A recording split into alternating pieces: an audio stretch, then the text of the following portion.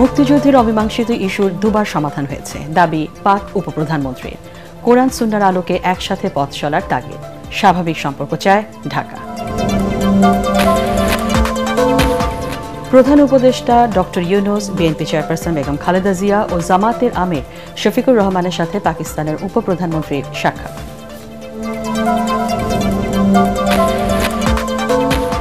ব্রাহ্মণবাড়িয়ার দুটি আসনের সীমানা পুনর্নির্ধারণ শুনানিতে বিএনপি ও এনসিপির সমর্থকদের মধ্যে হট্টগোল, হাতাহাতি, ভোট দখলের টেস্ট ম্যাচ, মন্তব্য হাসনাত আব্দুল্লাহ।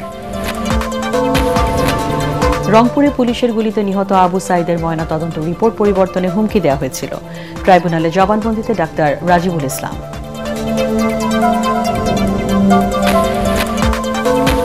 এবং জমে উঠেছে ডাকসু নির্বাচন, পাল্টাপাল্টি অভিযোগ প্রার্থীদের।